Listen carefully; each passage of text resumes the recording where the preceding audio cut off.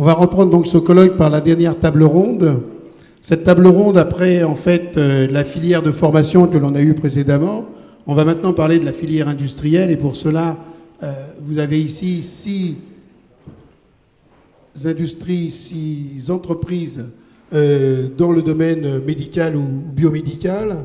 Je vais leur demander dans un premier temps de se présenter eux-mêmes et de présenter leur entreprise. Et puis, dans un premier temps, simplement comme ça, et ce qui est spécifique dans leur entreprise ou dans leur laboratoire, M. Cinquin. Et puis après, on fera un autre tour de table sur quels sont les facteurs en fait, qui ont été importants dans la réussite de leur projet, de leur entreprise. Et puis, quatrième temps de cette table ronde, c'est comment ils ont pu profiter, puisqu'on en a parlé toute la journée, de ce terreau grenoblois, de cette fusion des différentes disciplines grenobloises, donc comment ça a pu leur apporter dans leur entreprise. Et enfin, la dernière chose, parce qu'on va essayer d'aller vers l'avenir, c'est quelle piste d'amélioration, compte tenu de votre expérience, quelle piste d'amélioration vous souhaitez ici à la Chambre de commerce et d'industrie que nous puissions travailler pour vous aider encore plus et le monde de la science, de l'académique puisse aussi vous aider. Je vais commencer comme ça. Alors, je suis Jean-Jacques Legap. Bonsoir, mesdames, bonsoir, messieurs. Je suis président d'Aremon Life. Aremon Life est une start-up grenobloise adossée à un plus grand groupe, également grenoblois, mieux connu dans la région, le groupe Aremon. Expert en fixation, inventeur du bouton pression, donc rien à voir, vous voyez, avec la santé, mais qui a décidé d'engager une diversification dans le domaine de la santé il y a quelques années. Et j'ai l'honneur aujourd'hui de présider la filiale Aremon Life, donc dédiée à ce monde de la santé. Donc je reviendrai plus tard sur les spécificités de notre société. Bonsoir mesdames, bonsoir messieurs. Vincent Templard, je suis le fondateur et président de la société Evéon, créée voilà bientôt 5 ans sur Grenoble, et qui conçoit, développe et commercialise des dispositifs médicaux intelligents pour la préparation et ou l'administration de médicaments. J'y reviendrai certainement plus longuement par la suite. Merci, bonsoir tout le monde. Moi, je suis Odile Allard, PDG de Fluoptics, qui est une start-up issue du CEA. Et nous développons des nouvelles technologies pour l'aide à la chirurgie sur la base de systèmes d'imagerie. J'y reviendrai moi aussi. Merci, bonsoir. Bernard Delmas, je suis directeur général adjoint de Trixel, qui est une société qui a maintenant 15 ans, qui est une naissance de 3 compagnies, on va dire, 3 shareholders. Thales, Siemens et Philips. Donc, quand on est membre Philips et Siemens, c'est le domaine médical. Et nous fabriquons des détecteurs pour rayons X.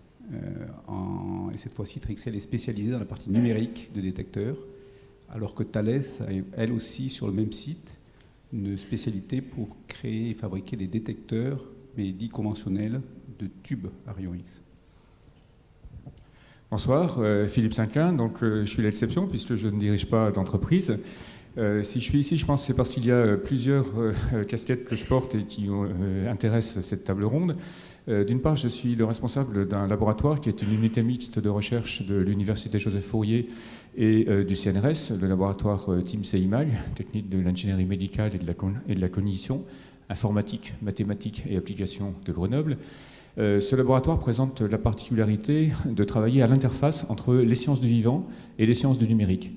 Notre cible, c'est le patient, et on a compris depuis très longtemps que pour vraiment servir le patient, il était absolument indispensable de se poser très tôt la question de l'industrialisation de ce qui allait être fait.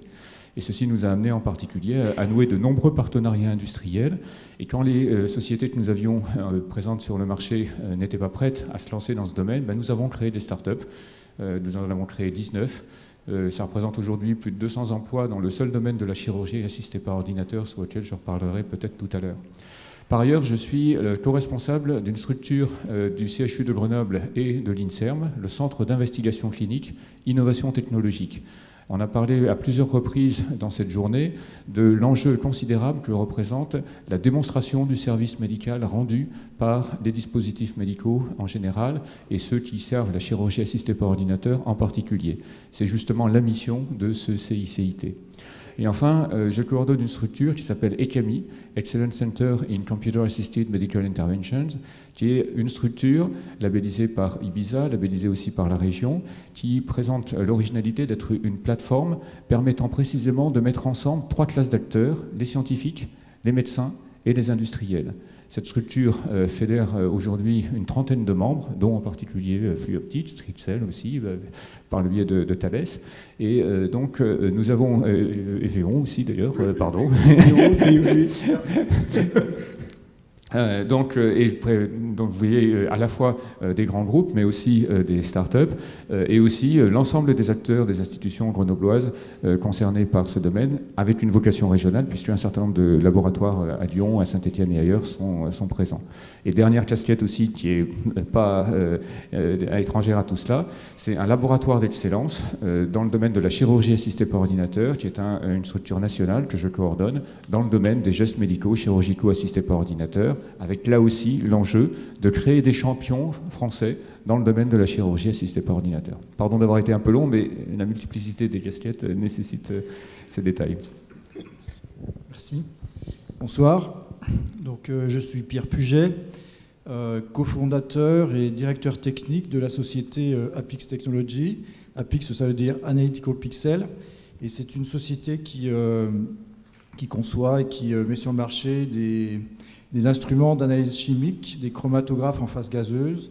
La chromatographie en phase gazeuse, c'est la technique de référence pour analyser la composition d'un mélange gazeux ou de vapeur, enfin des choses qui se vaporisent à température raisonnable.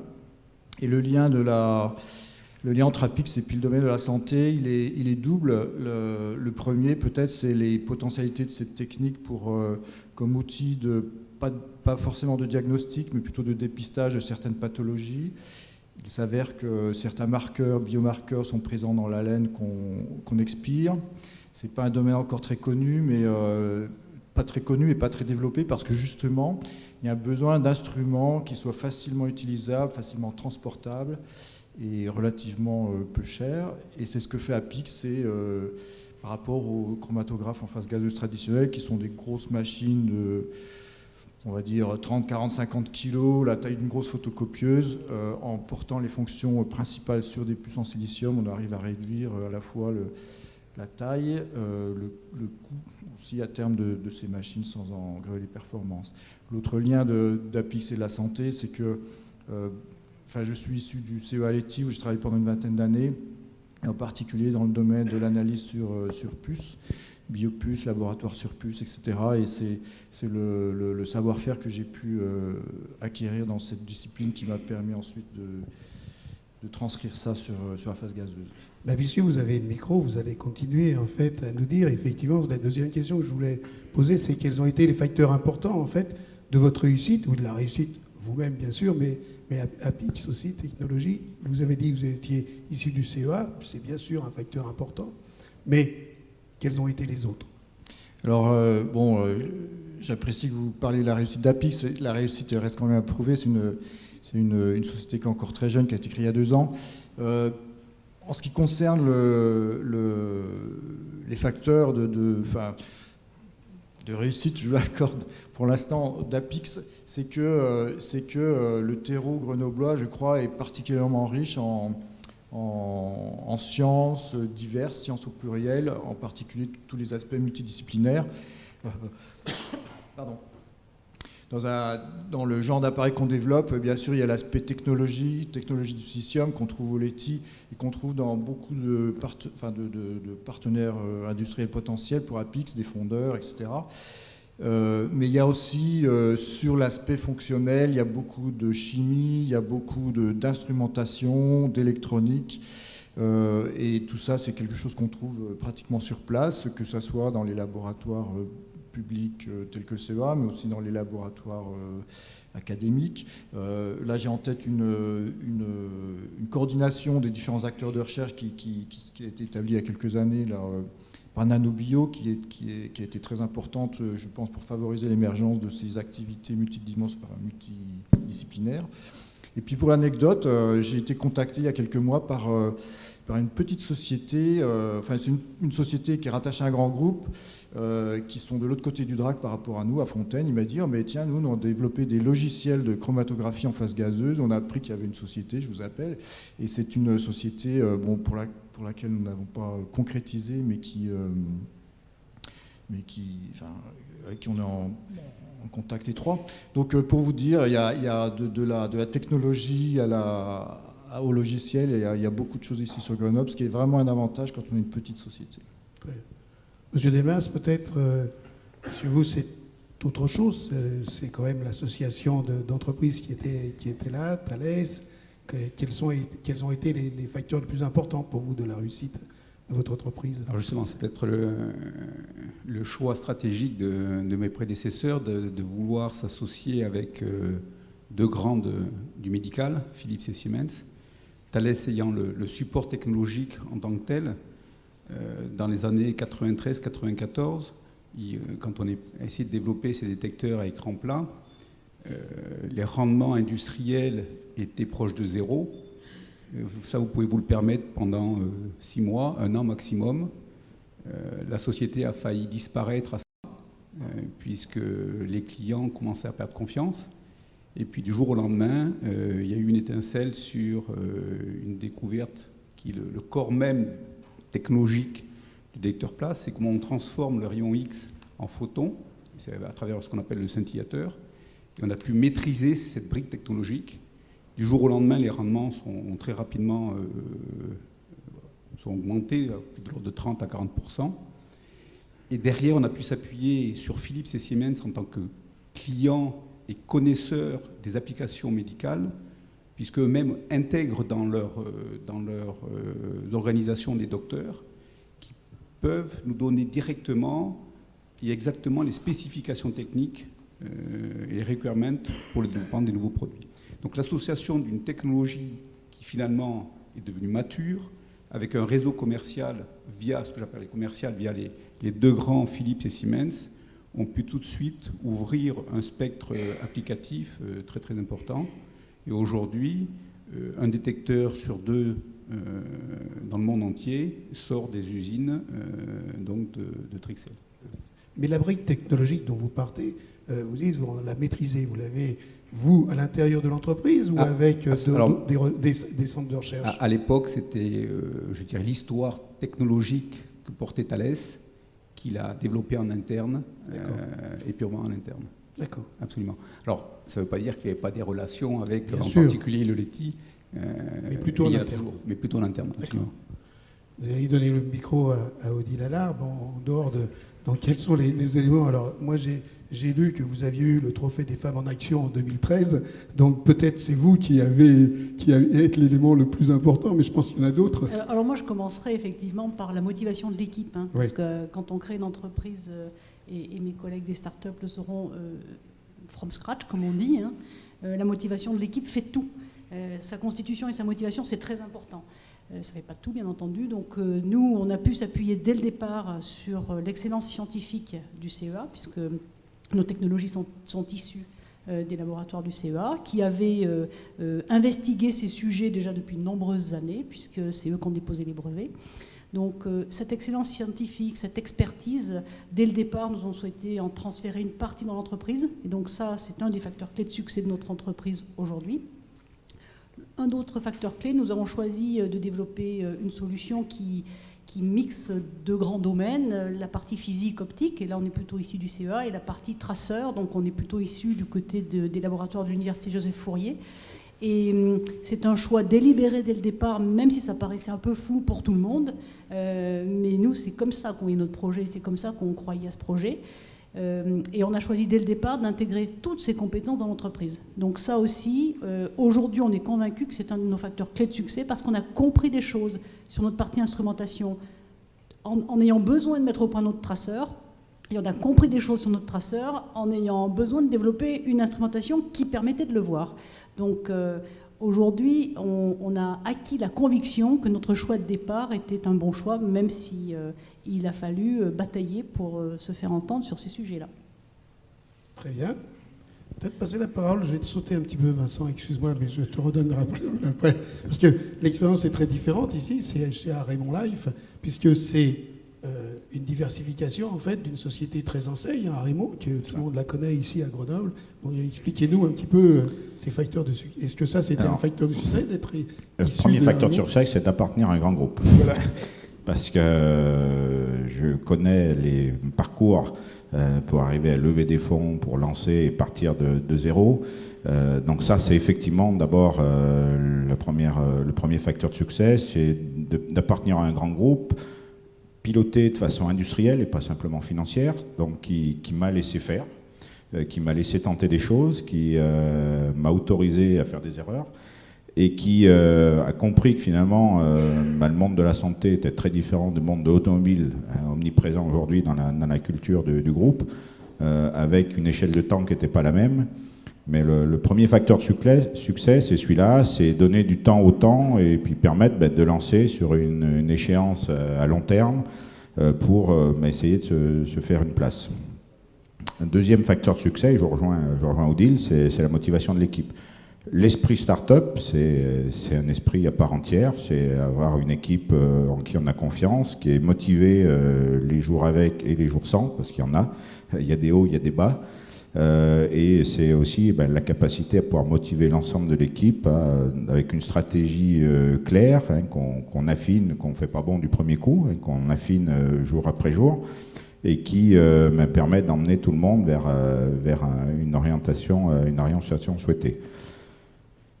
La particularité d'Raymond Life, c'est qu'on n'est pas arrivé dans ce marché de la santé avec un produit. On s'est dit on a un savoir-faire qui est le savoir-faire de la fixation, donc maîtrisé depuis longue date. Raymond fêtera ses 150 ans en 2015, donc il y a une grande fête qui se prépare et je pense que vous comprendrez pourquoi. On n'est pas arrivé avec un produit qu'on a décidé de mettre sur le marché, on est arrivé avec une technologie qu'on maîtrise depuis bientôt un siècle et demi en disant, historiquement, Raymond était sur des supports souples, avec la ganterie, après ça a été l'automobile, d'autres voies de diversification ont été tentées dans les domaines industriels, dans les domaines bâtiments, plus récemment dans les énergies, et j'ai été à l'initiative donc cette diversification dans la santé en disant qu'est-ce qu'on peut apporter dans ce domaine de la santé où il n'y a pas de spécialiste de la fixation, c'est le cœur de métier du groupe, et qu'est-ce qu'on peut apporter, qu'est-ce qu'on peut transférer comme technologie de la fixation dans ce domaine de la santé. Et c'est là qu'on a fait une approche a posteriori, donc c'est toujours plus facile de dire voilà les erreurs qu'on a pu faire. Donc on a fait une approche technologie en essayant d'avoir un spectre un peu opportuniste au départ, et puis qu'on recentre et qu'on focus jour après jour. Mais pour nous, la composante essentielle, c'est le temps, c'est le support derrière du groupe, parce que arriver à lancer des projets, à financer le business développement, financer tout le fonds de roulement de l'activité, se structurer de façon autonome, pour arriver à être reconnu avec un nom dans un domaine où Raymond n'est pas du tout connu, autant Raymond est connu dans le domaine de l'automobile, autant il ne l'est pas dans le domaine de la santé, ça prend du temps, et du temps qu'il faut financer. Alors, c'est pas simplement le financement, vous avez dit aussi l'équipe, bien sûr, le processus industriel qui est en fait une culture, en fait. Oui. Mais au niveau du financement, ça veut dire que c'est Raymond qui a financé l'ensemble ou que... Oui. Oui, d'accord, sur ses fonds propres. Sur ses fonds propres. Voilà. Sur ses fonds propres. Effectivement, ça doit faire rêver quelqu'un-là. On va donner la parole, en fait, à Vincent. Et moi, je voudrais savoir, Vincent... Je confirme que ça fait rêver. Alors, Vincent, toi, est-ce que... Toi, est-ce que c'est parce que tu étais un financier avant, c'était ça le facteur de réussite au départ chez toi? Je pense que ça peut contribuer. Je ne suis pas sûr néanmoins que ce soit un facteur clé, au premier en tout cas, de succès. Je rejoins Odile sur le fait que l'équipe est clé au départ. La motivation, l'équipe fondatrice et les premiers collaborateurs qu'on embauche. Je parle souvent non pas de salariés mais de pionniers. C'est un mot que j'aime beaucoup. Le fait qu'effectivement on se donne dans un projet et que la motivation, même face aux difficultés, c'est avant tout dans un objectif de développer des dispositifs médicaux et de répondre à des besoins patients, praticiens, et d'apporter du service autour de ces dispositifs, donc avec un objectif très clair de développer effectivement pour Évéon une entreprise industrielle. Une entreprise industrielle, ça veut dire effectivement arriver à mobiliser des sommes financières qui peuvent être importantes. Donc ça fait partie très clairement des facteurs de difficulté en revanche. L'autre aspect, facteur clé de succès, je vais redire probablement ce qui a déjà été dit d'une autre façon, mais c'est l'écosystème grenoblois. Évéon est né d'une idée, d'un concept au départ, et n'est pas issu d'un laboratoire. Je vais parler de biomimétisme, mais en fait, du constat que la seringue avait peu évolué, même si maintenant il y a des auto-injecteurs, mais c'est resté toujours un piston et une aiguille, pour faire simple. Et en observant le moustique, un moustique à 5 capteurs, 2 micropompes, comment peut-on répliquer ce que fait le moustique de telle façon à faire des dispositifs de préparation et ou d'administration de médicaments qui soient totalement automatiques, sécurisés, intuitifs d'utilisation. Et dans la phase amont de projet, pendant la phase d'incubation au sein de Grenoble Alpes Incubation, s'est noué un partenariat fort pour nous avec Grenoble INP, et où on a développé le premier prototype de micropompe d'injection pour des médicaments. Donc l'aventure d'Évéon est vraiment née là, avec le soutien de Grenoble INP, élargie effectivement depuis à des collaborations aussi avec le CEA Leti, et ce fut des aspects importants. L'autre aspect dont je parle moins souvent, probablement, ça a été la compréhension de besoins et réglementaires, j'allais dire, et la mise en place d'un comité stratégique où j'ai eu la chance de rencontrer un certain nombre de personnes, que ce soit associations de patients, professeurs de médecine, industriels des dispositifs médicaux et aussi un assureur, qui ont permis, dans cette phase de lancement de l'entreprise, de nous épauler et de pouvoir faire appel à des savoirs extrêmement importants quand on démarre et où, bien évidemment, on est loin d'avoir toutes les ressources. Philippe Cinquin, prenez un il y en a d'autres évidemment. Vous l'avez dit, vous avez un laboratoire, mais j'ai cru comprendre que vous avez participé à pas mal de start-up. Donc, qu'est-ce que ça vous inspire, en fait, ce qui a été dit là jusqu'à présent ?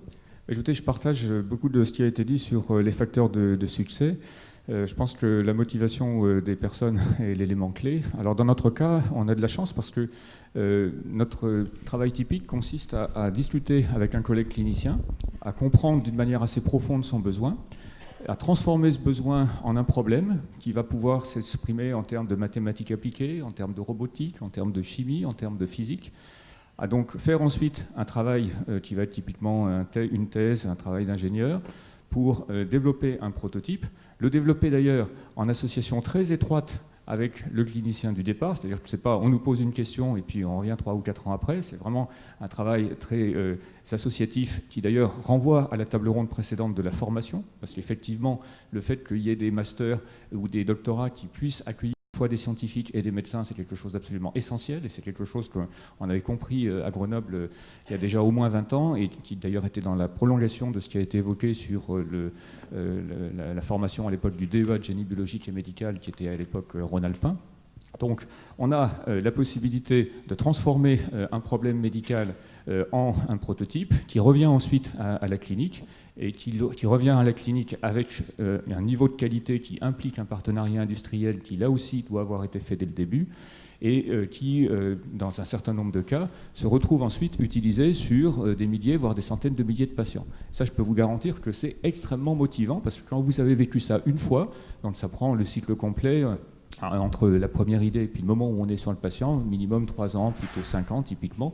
Et donc quand on a réussi à transformer quelque chose qui était totalement théorique au départ en un objet qui devient utilisé par le médecin d'abord à toute petite échelle et puis ensuite à très grande échelle, c'est un plaisir tel que c'est une drogue et on a envie de recommencer. Alors ceci dit, une drogue, s'il n'y a pas l'environnement adéquat, ça ne fonctionne pas. Et là, comme ça a été dit ici, on a la chance à Grenoble d'avoir quelque chose d'absolument formidable. Je pense que c'est la carte qui a été jouée par Grenoble depuis très longtemps. Alors je voudrais rappeler, par exemple, vous avez vu que le nom de mon labo est un petit peu long, TIMC-IMAG. Pourquoi -IMAG? Parce que l'IMAG, c'était un institut d'informatique et de mathématiques appliquées à Grenoble. C'est quelque chose qui a été créé il y a plus de 50 ans, puisqu'on a fêté son cinquantenaire en 2007. Un outil remarquable qui a été tué par bêtise de nos institutions, donc c'est malheureux, mais qui perdure aujourd'hui, en particulier. Il est d'une certaine manière il est renaquis de ses cendres, pardon, sous la forme du laboratoire d'excellence Percival Lab. Et donc, l'idée de base des fondateurs de l'IMAG, c'était de pouvoir mettre ensemble une activité pluridisciplinaire dans laquelle on voyait l'informatique naissante, il y a plus de 50 ans, avec les mathématiques appliquées. Ça, c'est caractéristique de l'approche grenobloise qui permet justement des activités transverses. Et donc là, ce matin, on a eu un certain nombre d'exposés, et en particulier l'exposé du doyen Sarrazin, et on a vu ici l'impact d'une vision. C'est-à-dire qu'il ne suffit pas d'avoir les bonnes briques, il faut encore comprendre que c'est quelque chose qui peut se mettre en place et qu'on a donc intérêt à donner le petit coup de pouce qui permettra de démarrer. Et ça, cette vision, elle a eu lieu donc, au début des années 80. Vous nous avez rappelé la vision que vous aviez que l'informatique pouvait effectivement servir à la médecine. Et c'est quelque chose qui a permis d'aller vraiment beaucoup plus loin et de créer ce qui s'est fait aujourd'hui. Alors, le dernier volet, de mon point de vue, ce sont les outils dont on se dote aujourd'hui, et en particulier, on voit aujourd'hui se créer l'université de Grenoble-Alpes. Cette université de Grenoble-Alpes, elle regroupe l'ensemble des acteurs universitaires, mais aussi des organismes de recherche nationaux ou locaux qui sont concernés. C'est un élément absolument vital, parce que dans notre cas particulier, on a notre fil rouge qui est de servir le patient à l'interface entre les sciences du vivant et les sciences numériques. Il est clair qu'on ne peut pas maîtriser tout ce qu'il nous faut. On a forcément besoin d'aller chercher des partenariats.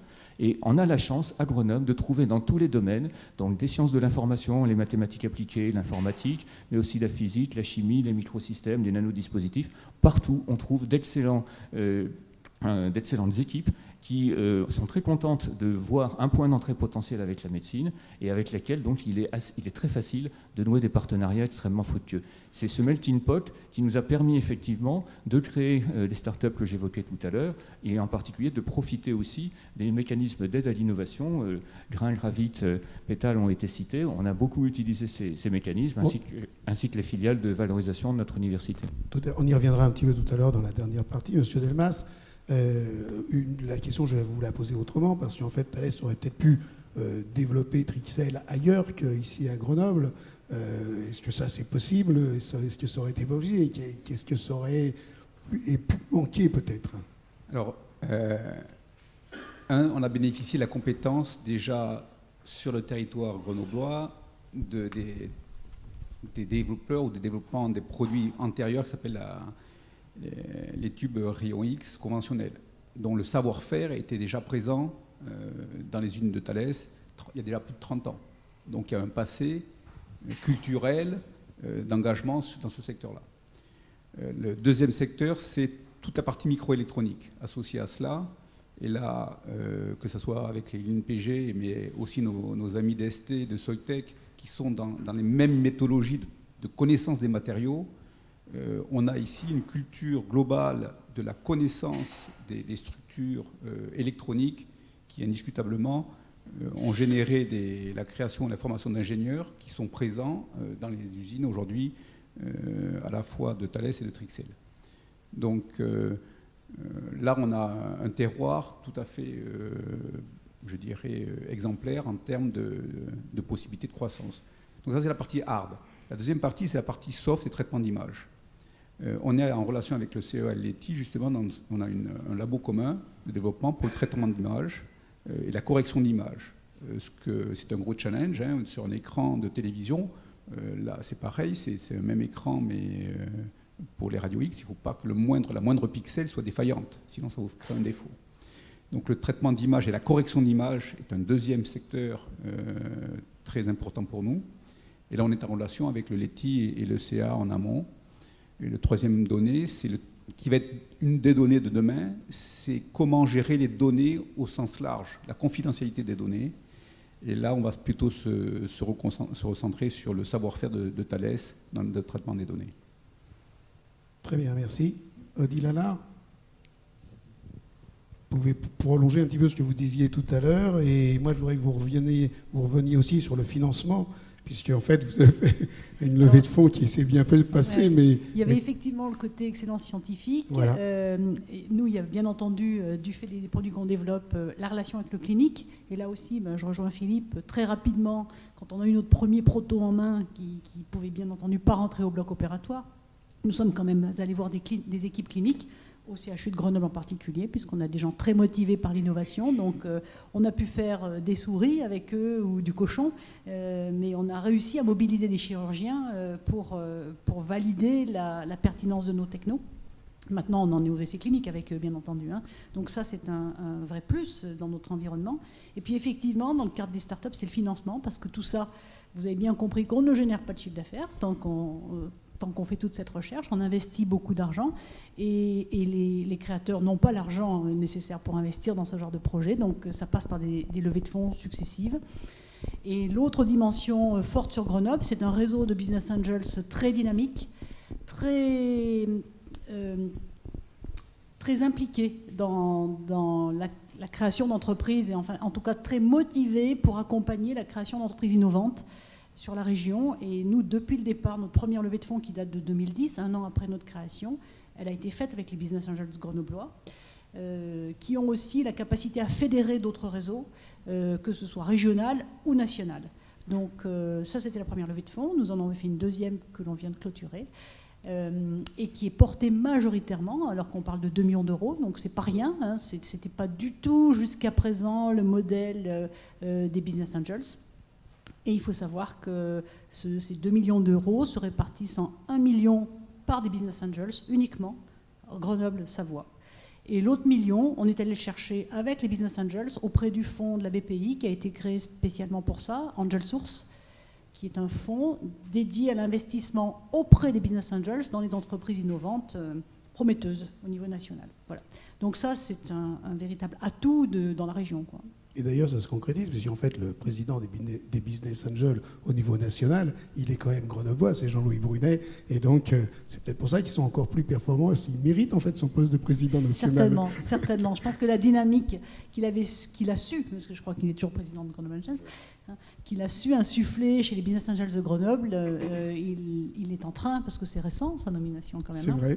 Il est en train de la mettre au niveau national, et je pense que nous, on a pu profiter de cette fenêtre, c'était le bon moment, puisqu'on est le premier projet quand même dans lequel le fonds Angel Source a investi.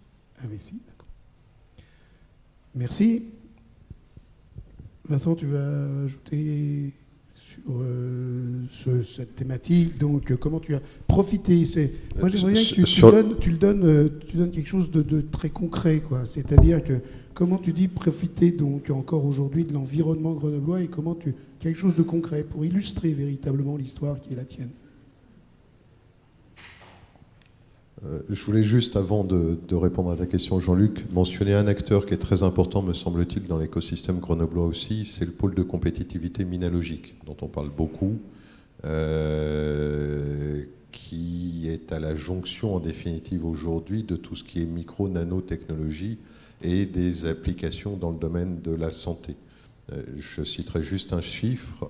Minalogic est aujourd'hui le 2e pôle de compétitivité en France par le nombre de projets validés, labellisés, comme on dit, dans le domaine de la santé, ce qui est extrêmement important et montre la richesse de notre territoire en termes de développement d'entreprises et de projets dans le domaine des technologies médicales ou de la bio-industrie. On en a profité, c'est un bon exemple pour répondre à ta question. Nous étions encore une très jeune entreprise, nous avions 9 mois d'existence et fortement incité par le LETI, passionné par notre projet, nous avons déposé un projet dans le cadre d'un appel à projet qu'on appelle FUI, Fonds unique interministériel, qui permettent à des entreprises d'avoir des subventions jusqu'à 45% pour une entreprise telle qu'Evéon, et pour lequel nous avons été chef de file. Donc être chef de file d'un projet qui regroupe un certain nombre d'acteurs, dont le LETI, Grenoble INP, plus des industriels, c'est effectivement de quelque chose qui est quand même relativement ambitieux Et c'est très clairement, nous n'aurions pas su le faire, nous n'aurions pas pu le faire, que ce soit le montage du projet, qui est quand même extrêmement compliqué, le fait aussi de signer les accords de consortium, les accords juridiques, il y a toujours des problématiques de répartition de la propriété industrielle, notamment, d'exploitation des brevets qui peuvent être déposés en cours de projet. Bien, ce projet, il est évident qu'un partenaire comme Minalogic a été clé dans la réalisation de ce projet, de sa naissance, de son incubation, j'allais dire. Nous avons, dans le cadre de ce projet, développé une micro-pompe d'injection de médicaments qui tient sur la surface du bout du doigt et qui permet d'injecter 1 à 2 millilitres en quelques secondes, donc répond bien à l'injection extemporanée bolus pour de l'injection de médicaments. Et les premières micro-pompes sont sorties voilà, il y a 3 mois du LETI. Donc c'est très clairement un des avantages, un des atouts aussi de la région. Et on rejoint là, on n'a pas parlé d'un autre aspect qui est très important, où le laitier est très impliqué, mais avec le CHU, c'est Clinatech aussi dans ces domaines qui sont majeurs et qui sont bien à la jonction de la technologie, des microtechnologies et de tout ce qui est médical. Merci. Monsieur Puget, vous avez la même analyse. Il y a plusieurs micros là. Prenez celui-là. Apparemment, c'est celui-là qui marche le mieux. En tous les cas, c'est celui dans lequel on le parle le plus. À quel sujet? Au sujet Mais toujours pareil, dans ces facteurs dont vous avez pu profiter, avec le CEA, bien sûr, voilà, comment on peut illustrer ça de façon très pragmatique? Il y a beaucoup de choses qui ont été dites. Hein. Oui, c'est pour ça. Dans notre cas particulier, nous, on a été incubé par Grain et la mise en place de la société, etc., on a eu une aide vraiment de cet incubateur primordial. En particulier, on a été lauréat du concours du ministère d'Enseignement supérieur et de la Recherche. Et là, très franchement, sans Grain, on ne serait pas allé très loin. Pour monter le dossier, etc. Et ce qui, pour la société, a été très très important pour le départ. Incubateur Grain, pépinière d'entreprise derrière ou pas? Donc on a bénéficié du processus d'incubation du CEA, donc quelque chose qui est très CEA, mais qui est, je pense, vraiment un avantage. Ça permet pour des chercheurs du CEA de passer la barrière d'accès, de tout ce que représente la création d'une entreprise. Quand on sort dans un laboratoire de recherche, il faut se former très rapidement à beaucoup d'exercices qu'on n'a jamais pratiqués. Ça permet de limiter le risque aussi. Et puis on est suivi par un comité qui suit le projet période de 6 mois, et ça c'est vraiment, je pense, très, très intéressant. C'est un dispositif qui est ouvert pour les salariés du CEA, mais qui peut aussi bénéficier à des gens qui viennent de l'extérieur. Enfin, je crois que Dylan l'a pratiqué aussi. Donc voilà, ça je pense que c'était quelque chose de très, très intéressant. Puis sinon, je crois qu'on a dit aussi beaucoup de choses. Oui, déjà beaucoup de choses ont été. Monsieur Legat, il vous reste à vous encore à en dire. Voilà, vous avez dit qu'effectivement, les fonds, on en a parlé, le fait que ça soit adossé. Est-ce qu'il y a autre chose que vous voulez rajouter?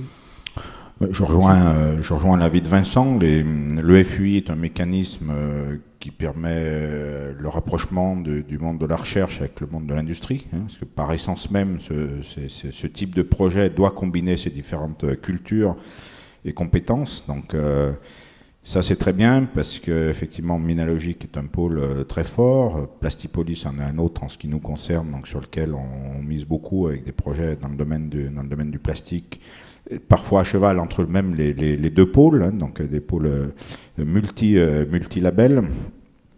C'est une composante essentielle pour faire avancer à la fois le monde des dispositifs médicaux ou services de la santé, en y intégrant le cœur de compétences de la région avec les micro- et nanotechnologies. Donc ça, ça donne vraiment un sens à toute cette recherche. Après, c'est des mécanismes qui sont quand même relativement longs. Quand on est une start-up, on a toujours une certaine impatience. Donc, Si j'avais à formuler un vœu, ce serait de voir comment on pourrait accélérer un peu tout ça, parce que pour avoir... Vous êtes déjà passé en fait à la dernière question, donc pardon, allez-y. j'ai peut-être anticipé, mais j'étais... Commencez. Avant d'être chez Arémola, j'ai eu la chance d'être expert au comité scientifique du pôle de Plastipolis. Je vois comment sont montés, sont présentés les projets, je vois le temps qu'il faut pour les mettre en œuvre. Quand on a une start-up et qu'on commence par ça, le chemin est long, très long. Donc je pense qu'en France, il serait, même s'il y a déjà eu pas mal d'avancées en la matière, je pense qu'il serait important aujourd'hui d'avoir une accélération pour arriver à booster cet accès au projet, cette transformation d'idées en concret, hein, comme ça a déjà été dit par mes collègues, en ayant des mécanismes qui favorisent le rapprochement entre les industriels et le monde de la recherche, avec des décisions sur la labellisation des projets qui soient plus rapides.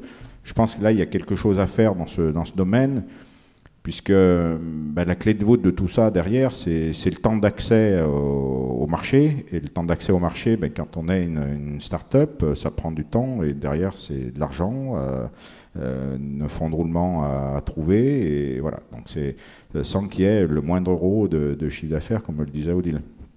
Donc je pense qu'il y a une voie de progrès dans ce sens-là à trouver. Après, l'autre difficulté qu'on peut rencontrer quand on est une jeune entreprise comme la nôtre, c'est le recrutement de ressources, de compétences clés. On est, en ce qui nous concerne, une entreprise qui est très bien connue dans le domaine de l'automobile, pas du tout dans le domaine de la santé. Donc se rendre attractif dans ce domaine, c'est pas évident.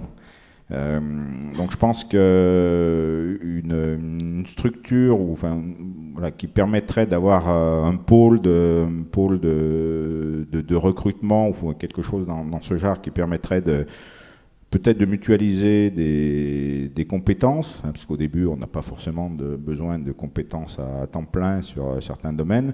Peut-être qu'il y aurait quelque chose à faire dans ce sens-là pour des ressources précises ayant des compétences précises. D'accord. Philippe Singuin, sur le recrutement, la formation, parce qu'en fait c'est tout ça là. Donc qu'est-ce que vous pourriez améliorer, qu'est-ce qu'on pourrait améliorer, qu'est-ce que dans votre tête vous pourriez améliorer? Ce qui me frappe, on l'a vu toute la journée, c'est qu'il y a un potentiel énorme à Grenoble en matière de technologie de la santé.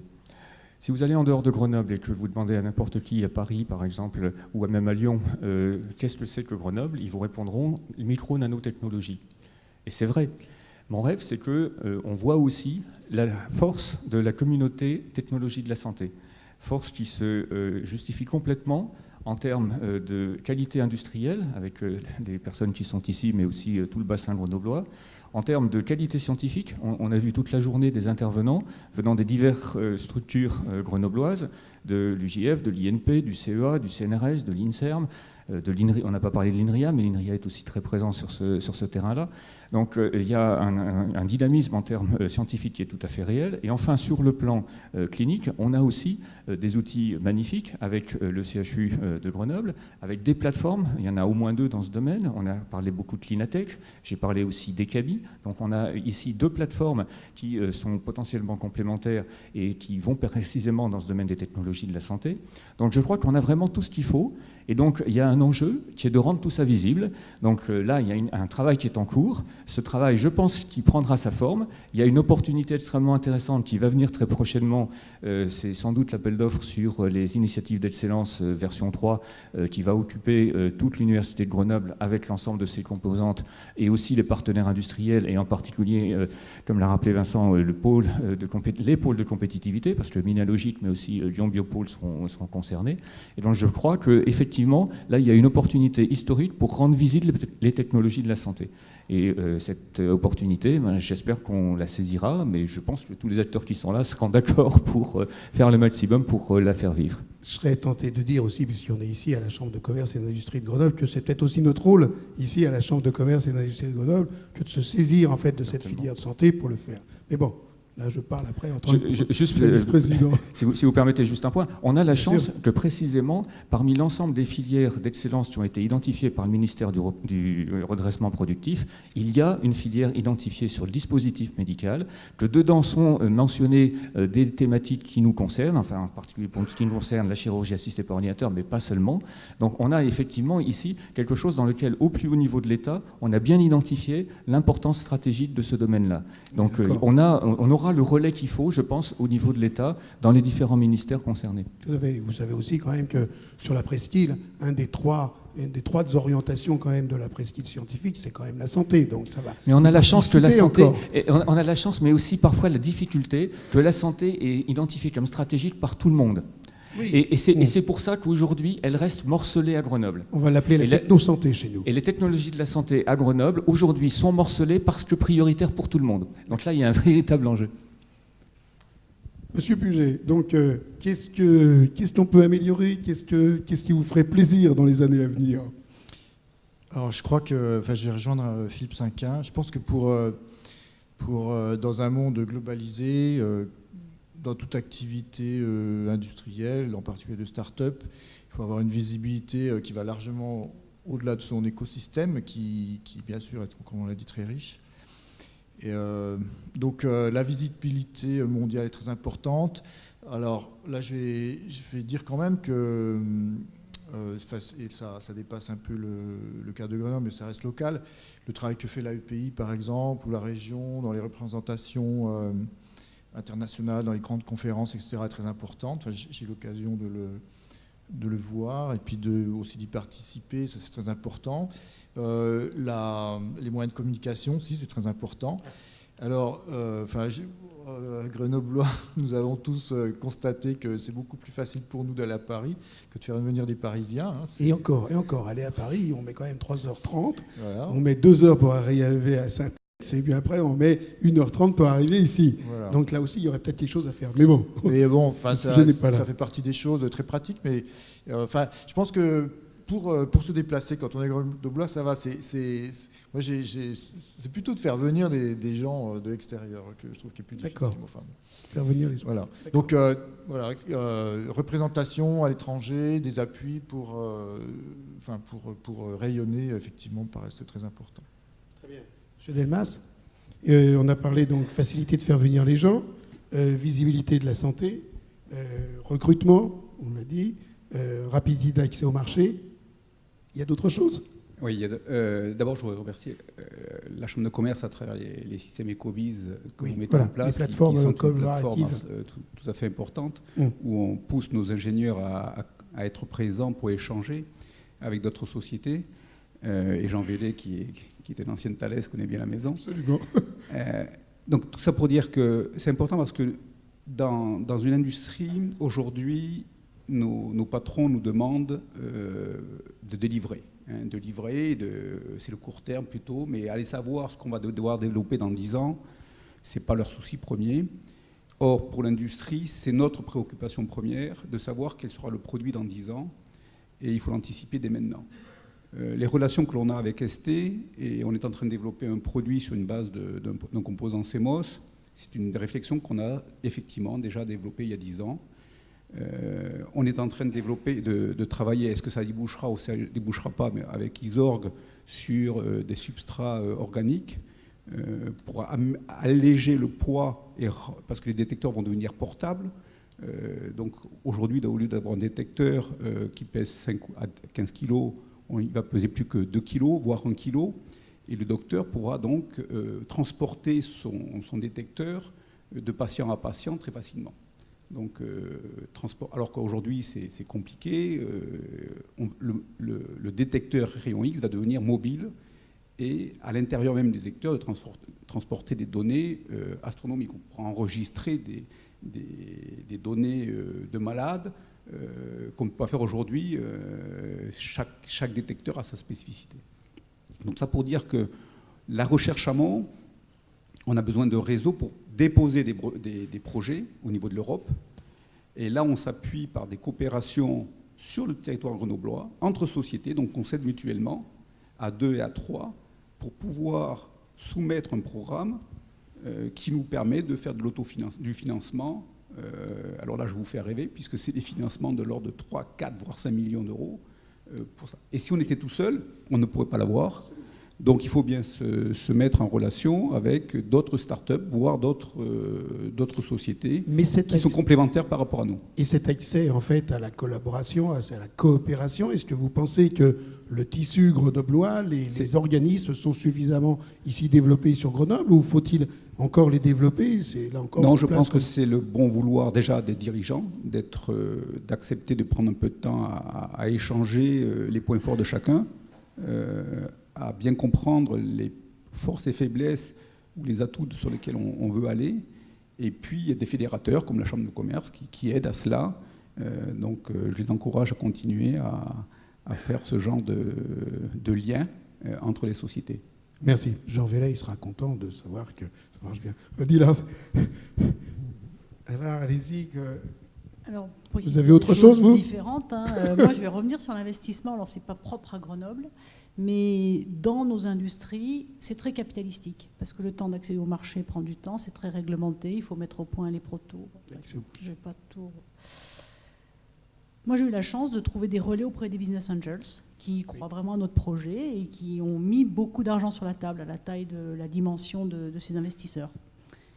Aujourd'hui, c'est vraiment dommage de constater qu'en France, on a beaucoup de difficultés à trouver des VC, ce qu'on appelle plutôt les investisseurs institutionnels, français, je ne parle que des Français pour le moment, prêts à accompagner les entreprises dans des phases, alors je ne parle pas de l'amorçage, parce que je pense qu'on a ce qu'il nous faut au niveau de l'État français pour accompagner, mais dans des phases où on n'est pas encore tout à fait sur le marché, parce que ça prend du temps pour une entreprise de la santé d'arriver sur le marché, mais on a déjà des protos qui sont déjà passés dans des mains de chirurgiens, qui ont déjà démontré une certaine pertinence clinique. Par contre, on n'a pas des milliers de commandes encore, mais à ce moment-là, on a besoin d'argent pour aller chercher les milliers de commandes à l'international. Alors ça, aujourd'hui, c'est vraiment un constat, et je ne suis pas la seule à le faire, de dire on ne trouve pas d'argent auprès des VC, ils sont passionnés par nos projets, alors vraiment, ils nous reçoivent et on passe beaucoup de temps à leur expliquer nos projets, tout ce qu'il y a de bien. Puis à la fin, de dire c'est super, mais revenez me voir au tour d'après. Revenez me voir au tour d'après parce qu'il y aura plus d'éléments, tout. Et à la fin, moi, j'ai été fâchée parce que j'ai dit, mais peut-être que je n'existerai plus au tour d'après. Oui, donc, voilà. Ou alors, j'aurai plus besoin de vous. Oui. Et c'est mon souhait le plus profond, c'est de ne plus avoir besoin d'eux. Ça va être difficile, mais aujourd'hui, c'est le constat que je fais. Et quand je discute, alors, on a cette chance, ça c'est un vrai plus sur la région de Grenoble, d'être un très grand nombre de start-up à des stades de développement plus ou moins différents. Et il n'y a pas de compétition entre nous et on interagit beaucoup. Alors on fait partie soit d'une association, soit on est dans la plateforme ECAMI, soit on appartient à l'association Medicalps. Et entre chefs d'entreprise, on se rencontre tous les trimestres et on se raconte nos choses bien et nos malheurs. Et on se rend compte que régulièrement, on a les mêmes malheurs et c'est un constat. Et quand on communique avec des gens ailleurs en France, c'est le même constat. Donc ça, c'est vraiment dommage. Ça, c'est le premier sujet. Le deuxième sujet, ce qui serait bien aussi, c'est que les hôpitaux français fassent partie des premiers à acheter l'innovation française. La directrice tout à l'heure du CHU était là, c'est dommage que vous soyez pas là, on aurait pu lui poser la question. Alors, et elle n'est pas restée. Mais on lui posera. Il se trouve que le CHU de Grenoble est un de nos premiers clients. C'est-à-dire qu'on n'a pas été obligé de leur donner la machine. Mais dans beaucoup d'autres hôpitaux, pour avancer, il faut qu'on...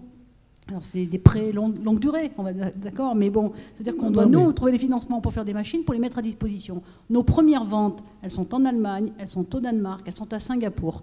Voilà, c'est ça. Alors je laisse passer Grenoble, où ça a été la première, Lyon, où ça a été la deuxième, mais pour les autres, l'innovation est difficile à vendre en France. Donc ça aussi, c'est un message, si on pouvait le remonter au plus haut niveau, qu'il y ait des budgets réservés dans les hôpitaux pour acheter l'innovation française, ça serait un vrai plus. On en parlera peut-être à une ministre grenobloise quand on la verra. On a déjà... Je voulais juste intervenir là-dessus, vous avez absolument raison. On est 6e au niveau mondial dans la R&D, dans le démarrage absolument. On n'est que 22 ou 23e au niveau industriel. Et le nombre d'entreprises qui ne démarrent pas parce qu'il n'y a pas ce relais financier entre la R&D et la partie pré-industrielle ou pré-série, c'est une véritable catastrophe en France et c'est typiquement français. Tout à fait. Alors, il y en a peut-être... Juste un exemple pour illustrer ça. Notre premier compétiteur est canadien. Donc nous, on existe depuis 2009. On a levé 2 750 000. Eux, ils existent depuis plus longtemps. Ils ont levé 70 millions de dollars. Ouf. Donc on ne peut pas jouer dans le même cours au niveau international. C'est clair, c'est clair. Tu as tout dit, Odile. Non, Parfait. certainement pas. Non, mais voilà. Si, parce que c'est un sujet sur lequel j'allais insister aussi. Je sais bien. Tu le sais bien, c'est une vraie difficulté. On a levé, alors nous on n'est pas passé par le réseau Business Angel formellement, mais je n'ai pas de capitaux risqueurs institutionnels aujourd'hui au capital d'Evéon, je n'ai qu'une holding familiale, un entrepreneur qui a une vision moyen-long terme et des personnes physiques. On a levé au total 3,4 millions à ce jour. Il faut en plus des capitaux risqueurs, un qui ait le courage d'investir, et ça manque, et d'investir effectivement dans des projets industriels. Je vais peut-être choquer, mais c'est une réalité. Je suis en pleine levée de fonds et je me suis entendu dire récemment qu'il fallait que j'oublie le côté industriel du projet, parce qu'on ne faisait pas d'industrie en France. C'était 2 capitaux risqueurs français. Mais c'est une réalité. La deuxième chose, c'est que quand on développe une entreprise, et qui plus est dans le domaine médical où on sait que les cycles de développement sont longs, c'est incompatible avec une vision des investisseurs de vouloir sortir au bout de 4 ou 5 ans. Et c'est vrai que je n'imagine pas le bonheur de Jean-Jacques à côté de moi d'avoir une maison mère avec une vraie vision d'entrepreneur et une vraie vision de moyen-long terme. Ceci étant, Vincent, excuse-moi de te couper, mais on connaît aussi d'autres entreprises, d'autres startups qui ont été financées effectivement directement par des industriels en fait, qui ne sont pas, ils font pas le groupe, mais c'est aussi un endroit, je ne sais pas si quelqu'un a l'expérience. C'est un autre modèle pour moi. C'est un autre modèle. Aujourd'hui, dans la vocation d'Evéon, en tout cas, je l'affirme, c'est de devenir un assembleur de dispositifs médicaux, d'avoir pour cela une salle propre d'assemblage. Donc c'est un outil industriel. On veut pouvoir aussi bien fournir les laboratoires pharmaceutiques A, B ou C et ne pas dépendre juste ou être intégré dans un groupe. Et les seules propositions aujourd'hui ou les contacts les plus avancés que j'ai dans ma levée de fonds, c'est un Européen en Europe du Nord, c'est un Américain et c'est un Asiatique. Je n'ai pas d'investisseur français, c'est triste à dire à ce jour en tout cas. Donc ça, c'est très clairement une difficulté pour développer nos entreprises et notamment quand on est dans le medtech. Ok, merci beaucoup. Il nous reste un quart d'heure, donc si vous le permettez, je vais laisser la salle peut-être poser des questions, si la salle souhaite poser des questions. Est-ce qu'il y en a? Oui, il y en a une tout au fond, alors je vais me déplacer.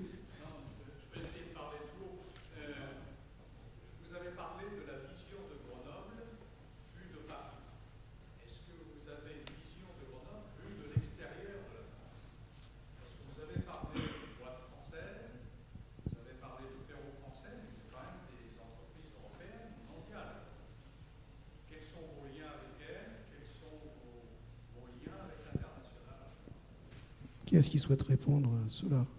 Monsieur Delmas, prenez aussi le micro. Au niveau international, Trixel, donc non seulement, comme je disais, a déjà 3 partenaires, dont un hollandais et un allemand, donc ça c'est Europe, mais nous avons 50% de notre partenaire, qui est la création même de ce que l'on appelle la dalle photodiode, qui transforme nos fameuses photons en électrons. Et ça, on l'achète aux États-Unis, une société américaine qui s'appelle Depix, dans le Colorado, dans lequel nous avons 50% de valeur de cette société. Donc elle n'est pas uniquement européenne, mais elle est aussi aux États-Unis. Et on a une autre partie où on a quelques relations aujourd'hui avec la Chine, sur lesquels on essaie de prendre ou de planter quelques graines en ce moment côté asiatique. Donc on ne reste pas uniquement centré sur Grenoble, mais on travaille avec ces autres éléments, avec ces autres, je dirais, continents. Et eux-mêmes sont tous les 6 mois à peu près, les Américains viennent nous voir sur le territoire grenoblois pour voir qu'est-ce qu'on pourrait faire avec eux dans ce domaine-là. Oui.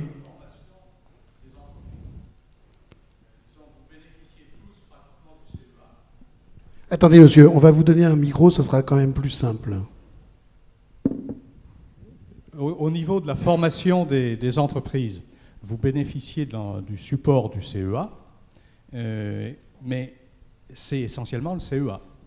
Est-ce qu'il y a d'autres partenaires qui diversifieraient un peu, disons, le terreau local et qui pourraient être européens, enfin, disons. Alors, moi, je vais prendre notre exemple à nous. Alors, pour la techno, nous, on travaille effectivement avec le CEA. On doit, pour apporter nos machines sur le marché clinique, passer par des essais cliniques. Et aujourd'hui, on est allé chercher des partenaires pour faire ces essais cliniques. Donc, on est dans de la recherche à ce moment-là encore, hein, au niveau européen. Alors, pourquoi européen? Parce qu'aujourd'hui, notre produit est seulement certifié CE médical. On est en cours pour les États-Unis, mais tant qu'on ne l'aura pas, on aura beaucoup de mal. C'est complexe de monter des essais cliniques aux États-Unis. Donc on travaille avec un hôpital polonais, on travaille avec un hôpital allemand, on travaille avec un hôpital en Angleterre, on travaille avec un hôpital en Italie. Voilà, c'est un exemple de collaboration. Mais c'est indispensable, vous avez raison de soulever ce sujet-là, parce qu'on est sur des marchés internationaux, donc si on ne prend pas conscience de cette interaction avec alors, soit des partenaires de recherche, soit des partenaires industriels internationaux dès le départ de l'entreprise, on voit qu'un petit bout de notre métier. Vincent, puis après Philippe Cinquin. Oui, simplement, j'ai cité outre le CEA Grenoble INP, et j'ai oublié de mentionner aussi des partenariats très forts avec l'UJF, en ce qui nous concerne localement, et nous avons même au sein d'Evéon à la fois Grenoble INP et UJF qui sont actionnaires, donc qui soutiennent les développements de l'entreprise. Et sur l'aspect international, je voulais simplement dire, on a 2 activités, je ne suis pas rentré dans les détails, mais et sur l'ensemble des 2 activités cette année, on va faire plus de 95% de notre chiffre d'affaires, que j'estime à plus de 2 millions d'euros pour 2013, à l'international, dont environ 40% en Asie et 40% aux États-Unis. Malheureusement, alors je rejoindrai sous un autre angle ce que disait Odile tout à l'heure vis-à-vis des hôpitaux et de la difficulté à vendre aux hôpitaux français. C'est aussi parfois, quand on est une jeune entreprise innovante française, de la difficulté de percer auprès de groupes industriels français. J'en connais certains qui ne m'ont reçu que le jour où j'étais présent au Bio Chicago avec un stand et qui jusque-là ne m'ouvraient pas leurs portes. Et dans les actions qui sont menées actuellement et relayées notamment par Minalogic et par Medical de façon très forte, c'est ce qui est fait au niveau du pacte PME pour justement fluidifier et améliorer les échanges entre les grands groupes et les PME innovantes, et qu'il y ait une part d'achat de la part de ces grands groupes qui soit réservée effectivement aux PME innovantes. Sur l'image de Grenoble, je pense que Grenoble, c'était une de vos questions au tout début. Grenoble notamment est connu, commence à être reconnu véritablement au niveau international dans les micro-nanotechnologies. Quand vous êtes... on peut en discuter, je vois votre signe non, mais je pense quand même qu'il y a une bonne visibilité dans le domaine des micro-nanotechnologies. En tout cas, moi, je sais que quand je vais aux États-Unis ou quand je discute aussi au Japon, on connaît Grenoble pour ce pôle micro-nanotechnologie. Absolument pas pour la santé. Absolument pas. Philippe Cinquin. Oui. Moi, j'avais, sur ce point-là, j'avais donné l'exemple de Paris et de Lyon parce que ça a un impact assez fort sur des décisions qui concernent Grenoble, mais je rejoins tout à fait Vincent sur le fait que cette vision micro-nanotechnologie, elle est quand même assez visible au niveau international. Et effectivement, je pense que Grenoble est très visible aussi sur les dimensions recherche. Cette dimension recherche, le CEA, bien sûr, est un acteur important, mais dans les dimensions qui concernent la physique, les sciences du numérique et les sciences chimiques, qui sont essentielles pour la quasi-totalité de ces projets, des acteurs comme l'Université Joseph Fourier ou le CNRS, on a parlé bien sûr de Grenoble INP, ont des activités vraiment qui sont majeures et qui sont essentielles pour l'ensemble de ces projets. Dans la dimension logicielle, on retrouve l'Université Joseph Fourier et le CNRS, et aussi bien sûr un acteur comme l'INRIA. Et enfin, sur les activités amont, biologie en particulier, bien sûr des acteurs comme l'INSERM, qu'on va retrouver aussi sur la démonstration du service médical rendu, puisque typiquement, les centres d'investigation clinique, innovation technologique dont j'ai parlé très rapidement, il y en a 8 en France, dont un à Grenoble spécialement dans le domaine des dispositifs médicaux, jouent un rôle absolument essentiel. Merci. Avant de reprendre l'autre question, M. Puget voulait apporter quelque chose. Oui, c'est pour citer que la technologie d'Apix, en fait, est issue d'une collaboration entre le CEA et le California Institute of Technology, donc en Californie, donc. Et puis, Apix a 3 personnes aux États-Unis. On a pris une participation dans une start-up américaine. C'est très important pour nous d'être présents, donc à la fois sur la R&D là-bas, et puis on a une représentation business développement là-bas. Très bien. Une autre question, là, j'ai vu que... Allez-y. J'avais un commentaire et ensuite une question.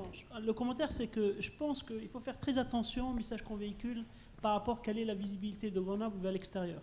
Si on demande à des gens à l'extérieur, moi j'ai des collègues aux États-Unis, mais aussi je connais des industriels, etc., l'image n'est pas que micro-nanotechnologie. Le logiciel à Grenoble est très reconnu à l'extérieur.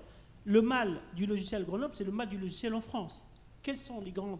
Est-ce qu'il existe une filière organisée du logiciel française? C'est la même chose. Quand on parle aussi de la biologie autre, la Grenoble est reconnue pour ça. Ce n'est pas que le SRF et la physique, ce n'est pas que les micro-nanotechnologies. Donc il faut pas qu'on se fasse mal avec ça, qu'on véhicule nous-mêmes ce message.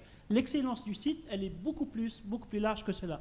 Ma question est la suivante. Donc il semblerait qu'une des difficultés du tissu industriel français, c'est le passage des startups de dimension de start-up à des dimensions de PME, de TI. Moyenne, etc. Donc, ce que je voulais savoir, est-ce que je peux imaginer que vous êtes en train de résoudre tellement de problèmes que peut-être c'est pas la première chose que vous êtes en train de regarder, mais ma question, c'est ce que vous pensez que c'est quoi les déterminants d'une stratégie par rapport à cette question-là, donc de passer à un autre niveau.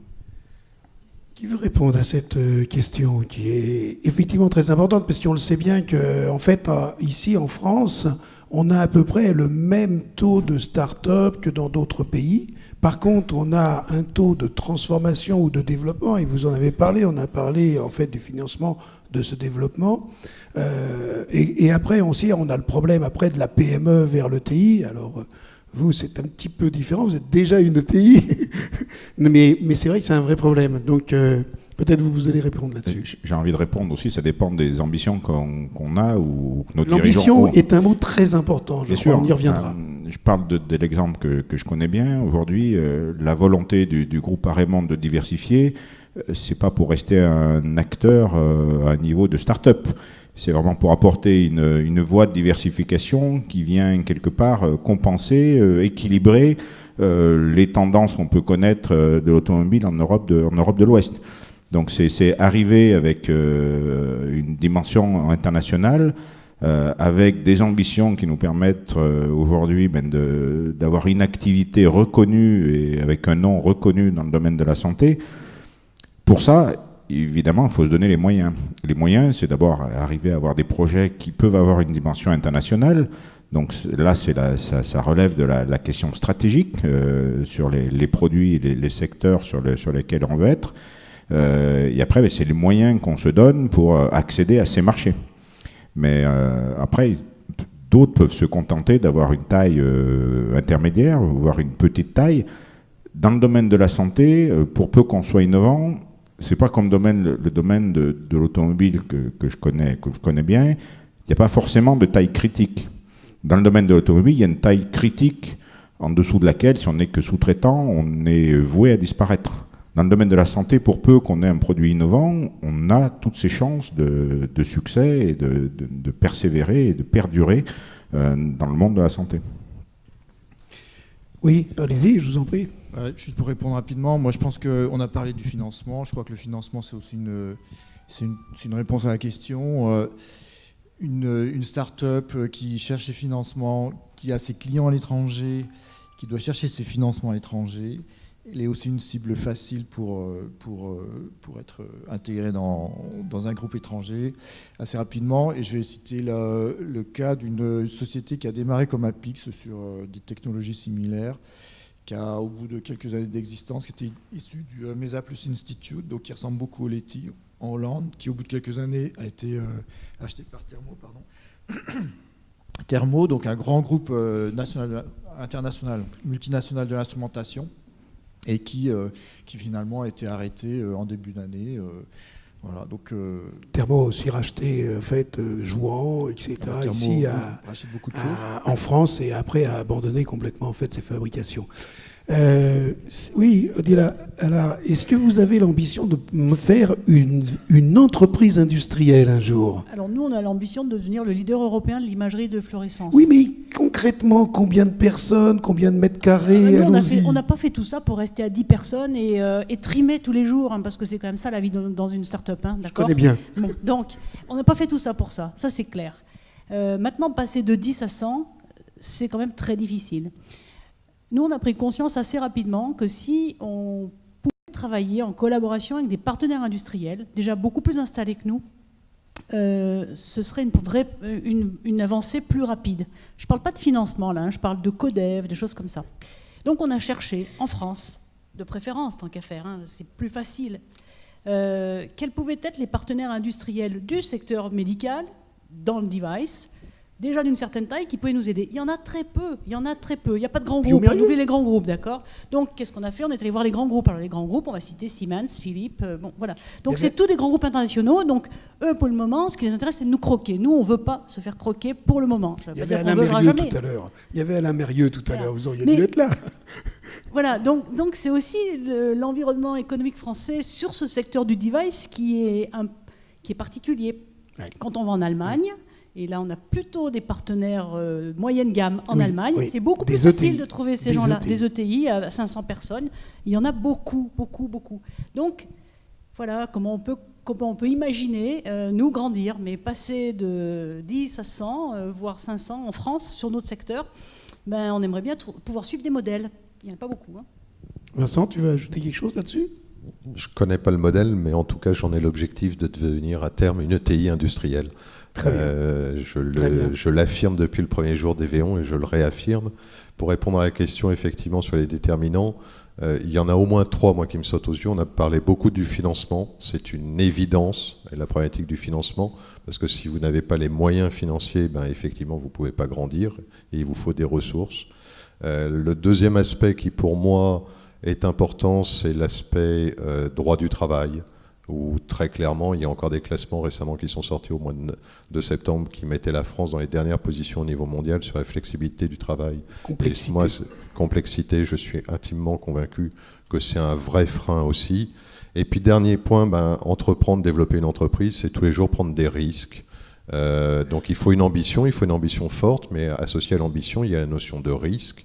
Et je pense qu'effectivement, on est dans une culture aujourd'hui où on a été jusqu'à inscrire dans la Constitution le principe de précaution, et ça me paraît parfois quand même un peu contradictoire avec la volonté de créer des entreprises leaders. Alors je le dis un peu de façon directe, on pourrait en discuter longuement, mais c'est un vrai sujet quand même sur le développement de nos entreprises et la façon dont effectivement, Odile le mentionnait, mais c'est 7 jours sur 7. C'est effectivement, et Jean-Luc le sait bien, on le sait tous autour, c'est extrêmement prenant. Merci beaucoup. On arrive presque au terme de cette table ronde. Il y a encore 2 questions, d'accord? Moi, j'avais une petite question qui est en fait liée à la précédente sur l'étape de transition, celle un peu la vallée de la mort où il faut faire la deuxième levée. Est-ce que vous avez aussi souligné que dans le domaine de la santé, le temps de développement était plus long? Est-ce que vous pouvez nous donner des ordres de grandeur de la cinétique justement de cette vallée? Combien de temps est-ce qu'on peut se dire voilà, elle va durer X années et à partir de combien de temps on peut dire que c'est peut-être une question vague. Nous, on n'est pas encore sortis. Hein. Et ça fait combien de temps? On a créé en 2009. Ouais, voilà, 2009. Voilà, donc, et on a notre premier produit CE médical et en cours de validation pour la FDA. Donc ça veut dire qu'on a réellement démarré nos premières ventes cette année sur notre premier instrument. Et je ne pense pas qu'on ait perdu beaucoup de temps, sincèrement. J'ai pas eu ce sentiment-là. En tout cas, on a peut-être pu gagner 6 mois, mais c'est de cet ordre-là. Je suis dans le même timing. On a été créé depuis 5 ans. On a signé un partenariat industriel majeur avec un laboratoire suisse pour la mise au point d'un dispositif qui plus est sera de la production à domicile de médicaments, qui est vraiment une très forte innovation, mais c'est le seul moyen de le mettre à disposition des malades atteints de la mucoviscidose. Et compte tenu des développements qui nous restent à faire là-dessus, ça sera dans 2 à 3 ans que l'on commencera à sortir de la vallée de la mort. Ça veut dire qu'aujourd'hui, j'ai une visibilité sur un carnet de commandes, un chiffre d'affaires. Dans 3 ans, effectivement, on devrait commencer à sortir de cette trappe. Même si on est une société établie, pour développer un produit, je vous donne un ordre de grandeur, de développement, c'est un seul produit, hein. C'est entre 20 et 25 millions d'euros. Quand on veut aller, une fois que vous avez délivré les protos cliniques et ce qu'on vient de dire, la validation FDA, c'est entre 6 et 8 mois. Donc pendant 6 à 8 mois, vous avez 2 protos, 3 protos dans différents endroits, et vous attendez 8 mois avant de faire le démarrage industriel. Donc vous vous rendez compte de la valeur capitalistique qui ne sert à rien, qui est immobilisée en attendant. Donc ça, c'est une grosse contrainte du secteur médical. Énorme contrainte liée à la réglementation. Alors ça bloque quelques entrants, mais néanmoins, tous les ans, vous remettez votre jeu en place. Parce que si vous, pour une raison ou pour une autre, vous ne passez pas cette barrière-là, vous avez perdu un sacré paquet d'avantages. Très bien, une dernière question, Gérard? Oui, merci. Rapproche-toi du micro. J'ai juste deux questions très courtes. La première question, c'est une remarque plutôt. J'ai entendu à plusieurs reprises parler d'entreprises innovantes. Moi, je ne sais pas ce que c'est qu'une entreprise non innovante. Alors, je voudrais qu'on arrête d'employer ce terme parce que toute entreprise, en fait, c'est un avatar de la pensée unique. Ça découle de cette expression. Et je ne sais pas si une entreprise non innovante est encore sur le marché, existe, quel que soit son domaine d'activité. Donc, je voudrais qu'on arrête de parler d'entreprise innovante par opposition à celles qui ne le seraient pas. Le deuxième point, on a parlé de l'international. Je voudrais rappeler qu'il y a un établissement géré par la Chambre de commerce et d'industrie qui s'appelle Grex, qui existe depuis maintenant environ 25 ans et qui est reconnu bien au-delà de nos frontières. Tout à fait. Alors, on a à Grex milité pour une diversification en quelque sorte des secteurs. On a tout un réseau de communication bien au-delà de nos frontières et bien au-delà de l'Europe. Alors je trouve que ce ne serait pas une mauvaise idée que de se rapprocher de Grex dans les activités qui vous intéressent. Bien, c'était effectivement pas des questions, mais des recommandations. Merci. Quelqu'un veut répondre? Oui. Moi, je voulais une juste... dernière réponse. Nous, on connaît Grex depuis le début, puisqu'effectivement, les démarches internationales, on ne savait pas faire, donc on s'est rapproché de ceux qui savaient faire. Oui. Donc on est accompagné par Grex et par UbiFrance, puisque c'est aussi, au niveau national, un support très important. Grex étant quand même un département de la Chambre de commerce et d'industrie de Grenoble.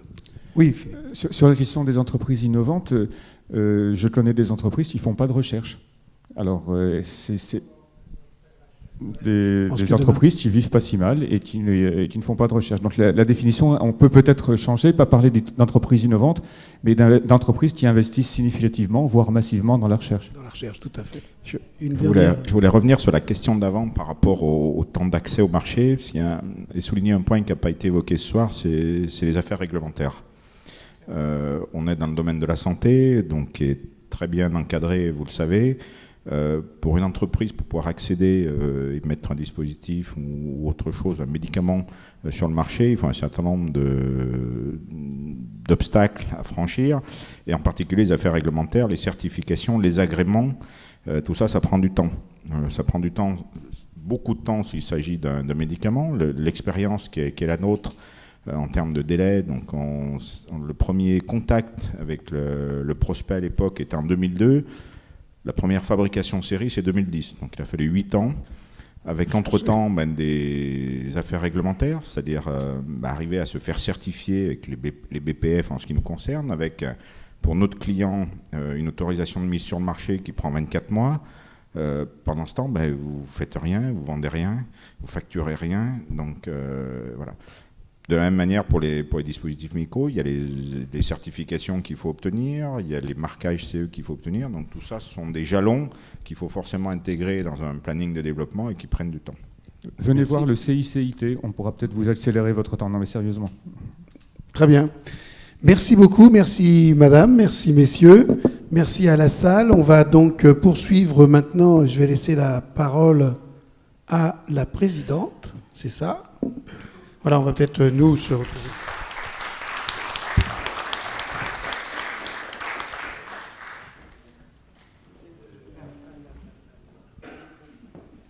Merci beaucoup.